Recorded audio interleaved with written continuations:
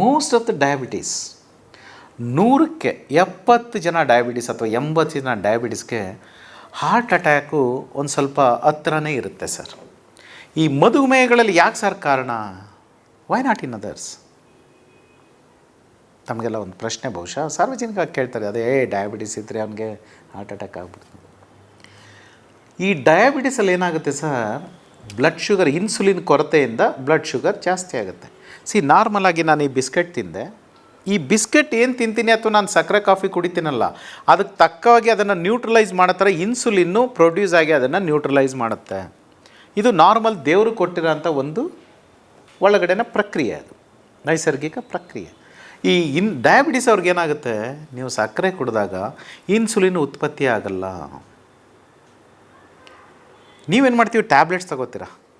Tablets ತೊಗೊಂಡು ಇನ್ಸುಲಿನ ಉತ್ಪತ್ತಿ ಮಾಡ್ತಾ ಸ್ಟಿಮ್ಯುಲೇಟ್ ಮಾಡ್ತೀವಿ ನಾವು, ಅದರಲ್ಲಿ ಸ್ವಲ್ಪ ಮಟ್ಟಿಗೆ ಇನ್ಸುಲಿನ್ ಉತ್ಪತ್ತಿ ಆಗ್ತಾ ಇರುತ್ತೆ.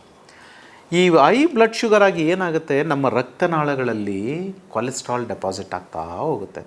ಈಗ ಹೆಂಗೆ ನೀವು ಹೊಗೆಗೂಡಲ್ಲಿ ಕಿಟ್ಟ ಕಟ್ಕೊಳ್ಳಲ್ವ, ಹೊಗೆ ಹೋಗಿ ಹೋಗಿ, ಅದೇ ಥರ ಹೈ ಬ್ಲಡ್ ಶುಗರ್ನಲ್ಲಿ ಏನಾಗುತ್ತೆ, ನಮ್ಮ ಶರೀರದಲ್ಲಿ ರಕ್ತನಾಳಗಳಲ್ಲೆಲ್ಲ ಕೊಲೆಸ್ಟ್ರಾಲ್ ಡೆಪಾಸಿಟ್ ಆಗ್ತಾ ಹೋಗ್ತಾ ಇರುತ್ತೆ. ಹಾರ್ಟ್ ಅಟ್ಯಾಕ್ ಯಾಕೆ ಸರ್? ಬೇರೆ ಕಡೆ ಆಗಲ್ವ? ಬೇರೆ ಕಡೆನೂ ಆಗುತ್ತೆ. ಕಾಲ್ಗಾಗುತ್ತೆ, ಬ್ರೈನ್ಗಾಗುತ್ತೆ, ಲಂಗ್ಸ್ಗಾಗುತ್ತೆ, ಹಾರ್ಟ್ಗಾಗುತ್ತೆ, ಕಿಡ್ನಿಗೂ ಆಗುತ್ತೆ. ಆದರೆ ಹೆಚ್ಚಿನ ಪ್ರಮಾಣದಲ್ಲಿ ಎಲ್ಲಿ ವರ್ಕ್ ಫೋರ್ಸ್ ಇರುತ್ತೆ ನೋಡಿ, ಅಲ್ಲಿ ಜಾಸ್ತಿ. ಫಾರ್ ಎಕ್ಸಾಂಪಲ್, ಎಲ್ಲಿ ವ್ಯಾರ್ ಆ್ಯಂಡ್ ಟೇರ್ ಇರುತ್ತೆ ನೋಡಿ, ಅಲ್ಲೇ ಟೈರ್ಸ್ ಅವೇ. ಅದು ಫಸ್ಟು ಜಾಸ್ತಿ ನೀವು ಓಡಾಡ್ತಾಯಿದ್ರೆ ಹೃದಯ, ನಮ್ಮ ಮಂಜುನಾಥ್ ಸರ್ ಹೇಳ್ತಾಯಿದ್ರು, ನನಗಾಗಿ 1 ತಾಸು ನಡೆ, ನಿನಗಾಗಿ ಜೀವನ ಪರ್ಯಂತ ನಾನು ಮಿಡಿಯುವೆ ಅಂತ. ಒಂದು ಎಲ್ಲಿ ಕೆಲಸ ಜಾಸ್ತಿ ಇರುತ್ತಲ್ಲ ಸರ್, ಅಲ್ಲಿ ವ್ಯಾರ್ ಆ್ಯಂಡ್ ಟೇರ್ ಇರುತ್ತೆ. ಸೊ ಅಲ್ಲಿ ಡೆಪಾಸಿಷನ್ ಜಾಸ್ತಿ ಆಗ್ತಾ ಹೋಗುತ್ತೆ ಶುಗರ್ನವ್ರಿಗೆ, ಹಾಗಾಗಿ ಅವ್ರಿಗೆ ಹಾರ್ಟ್ ಅಟ್ಯಾಕು ಜಾಸ್ತಿ. ಈವನ್ ರಕ್ತದೊತ್ತಡದವ್ರಿಗೂ ಅಷ್ಟೇ. ಏನು ನಮ್ಮ ಫ್ರೀ ರ್ಯಾಡಿಕಲ್ಸ್ ರಿಲೀಸ್ ಆಗಿ ಅದೆಲ್ಲ ರಕ್ತನಾಳಗಳು ಡ್ಯಾಮೇಜ್ ಆಗ್ತಾ ಇರುತ್ತೆ. ಈ ಡ್ಯಾಮೇಜ್ ಆಗಿರೋ ಪಾರ್ಟ್ಗೆ ಕೊಲೆಸ್ಟ್ರಾಲ್ ಡೆಪಾಸಿಟ್ ಆಗುತ್ತೆ, ಅದು ಬ್ಲಾಕ್ ಆಗುತ್ತೆ, ಹಾರ್ಟ್ ಅಟ್ಯಾಕ್ ಆಗುತ್ತೆ. ಸೊ ನಾವೇನು ಮಧುಮೇಹ ರೋಗಿಗಳಿಗೆ ಅಥವಾ ರಕ್ತದೊತ್ತಡ ಇರೋರಿಗೆ ಹೇಳೋದು ಏನಪ್ಪ ಅಂದರೆ, ಪ್ರತಿ 1 ತಿಂಗಳು ಅವರು ನಿರಂತರ ತಪಾಸಣೆ ಅಥವಾ 2 ತಿಂಗಳಿಗೊಂದು ಸಲ ತಪಾಸಣೆ ಮಾಡಿಸ್ಕೋಬೇಕು, ಅದಕ್ಕೆ ಟ್ರೀಟ್ಮೆಂಟ್ ತಗೋಬೇಕು. ಇವೆಲ್ಲ ಮಧುಮೇಹ ಆಗಿರ್ಬೋದು, ಬಿ ಪಿ ಇರ್ಬೋದು, ಶುಗರ್ಗೆ ಇರ್ಬೋದು, ಕಂಟ್ರೋಲ್ ಮಾಡ್ಬೋದೋ ವಿನಃ ಕ್ಯೂರ್ ಇಲ್ಲ. ಇದಕ್ಕೆ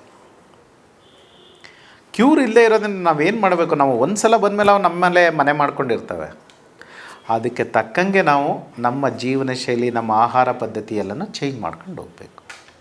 ಹಾಗಾಗಿ 30 to 40ನಲ್ಲಿ ಯಾಕೆ ಹಿಂಗಾಗುತ್ತೆ ಅಂದರೆ sir, most of the time ಅವರು ಮಿಸ್ಗೈಡ್ ಮಾಡ್ಕೊಡ್ತಾರೆ ಸರ್. ಇಲ್ಲ ಗ್ಯಾಸ್ಟ್ರೈಟಿಸ್ ಅಂತ. ಸೊ ಗ್ಯಾಸ್ಟ್ರೈಟಿಸ್ ಇದ್ದರೆ ಬೇರೆ ಜಠರದ್ದು ನಿಮಗೆ ತೇಕ್ ಬರೋದು ಆ ಥರ ಎಲ್ಲ ಇರುತ್ತೆ ಆ್ಯಕ್ಚುಲಿ. ಸೊ ಯಾವುದೇ ನೀವು ಗ್ಯಾಸ್ಟ್ರೈಟಿಸ್ ಅಂತ ನೀವೇ ನಿರ್ಣಯ ಮಾಡೋಕ್ಕಿಂತ ಮುಂಚೆ ಒಂದು ಸಲ ECG ಮಾಡಿಸೋದು ಉತ್ತಮ. ಆದರೆ ಎಲ್ಲ ಇದು ಕೂಡ ಹಾರ್ಟ್ ಅಟ್ಯಾಕ್ ಅಲ್ಲ, ಎಲ್ಲವೂ ಕೂಡ ಹಾರ್ಟ್ ಅಟ್ಯಾಕ್ ಅಲ್ಲ. ಆದರೆ ನಿಮಗೆ ಡೌಟ್ ಆಯಿತಾ, ಫ್ಯಾಮಿಲಿ ಹಿಸ್ಟ್ರಿ ಆ ಥರ ಇತ್ತಾ, ಶುಗರ್ ಬಿ ಪಿ ಇತ್ತಾ, ತಕ್ಷಣ ಒಂದು ECG ಮಾಡಿ ನೀವು ಚೆಕ್ ಮಾಡಿಸ್ಕೊಳ್ಳೋದ್ರಲ್ಲಿ, ಅದನ್ನು ಪರಿಹಾರ ಮಾಡ್ಕೊಳ್ಳೋದ್ರಲ್ಲಿ ಏನೂ ಇದಿಲ್ಲ.